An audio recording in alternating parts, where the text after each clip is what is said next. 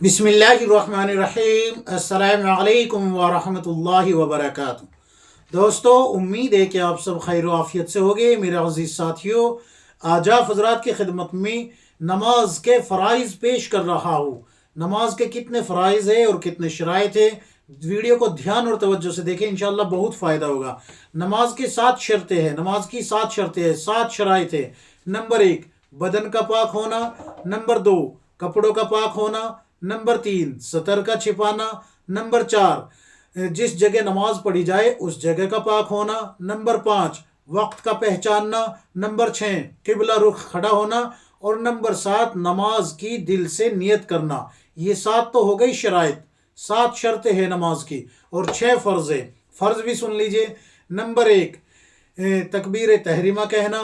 Number 2, क़याम करना। Number 3, क़िरात करना। Number 4, रुकू करना। नंबर 5, एक रकत में 2 सजदे करना।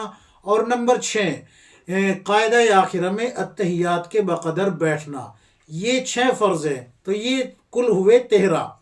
अब यहाँ एक मसला समझे, अगर 7 शर्तों में से कोई एक शर्त छूट जाए, या इसमें से कोई जो है शर्त को पूरा करने में ताख़ीर हो जाए, तो शर्त के छूटने से तो नमाज नहीं होगी, लेकिन ताख़ीर में जो है थोड़ी तफसील है। ताख़ीर में ये तफसील है कि अगर आपका सतर खुल जाता है 3 मरतबा सुबहान अल्लाह कहने के बकदर या उससे ज़्यादा, तो आपकी नमाज टूट जाएगी। समझ में आ गई ना बात? नमाज टूट जाएगी।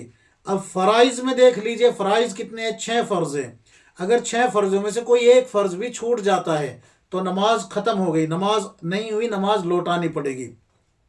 और अगर फ़र्ज़ों को अदा करने में, कोई एक फ़र्ज़ को अदा करने में ताख़ीर हो जाए, देर हो जाए, तो सजदा सहू करके नमाज हो जाएगी।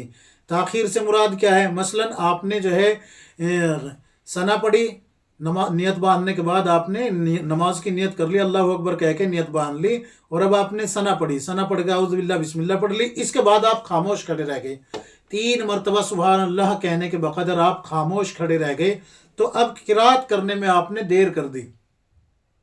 किरात करने में क्या कर दी? देर कर दी। तो अब आपके ऊपर सजदा सहू वाजिब हो गया। या फिर आपने सूरह फातिहा तो पढ़ी, लेकिन सूरत को मिलाने में देर कर दी, तो भी अब आप पे सजदा सहू वाजिब हो गया।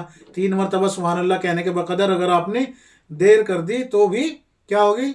सजदा सहू वाजिब हो गया। अगर आपने सूरत भी वक्त पे पढ़ी है सूरह फातिहा के साथ मिला के, लेकिन रुकू में जाने में देर कर दी, 3 मरतबा सुभान अल्लाह कहने के बकदर आप खामोश खड़े रहे, तो भी अब आपके ऊपर, या उससे ज़्यादा खड़े रहे तो भी अब आपके ऊपर सजदा सहू वाजिब हो जाएगा। इसी तरीके से आपने जो है रुकू कर लिया, रुकू करने के बाद अब जो है आपने समी अल्लाहु लिमन हमिदा रब्बना लकल हम्द हम्दन कसीरन तय्यबन मुबारकन फी, ये मुकम्मल पढ़ ली, लेकिन फिर खड़े हैं, सोच रहे हैं कुछ, सजदा करने में देर कर दी। तो अब सजदा करने में जो आप देर कर रहे हैं, तो इसकी वजह से भी सजदा सहू वाजिब आ जाएगा।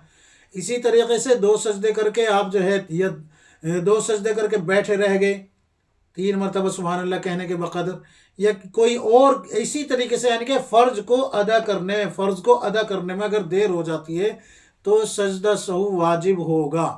और अगर फ़र्ज छूट जाए तो फिर नमाज ही लौटानी पड़ेगी। तो ये कुछ मसाइल मैंने आप हज़रात की खिदमत में रखे हैं। उम्मीद है कि आप हज़रात को समझ में आ गए होंगे।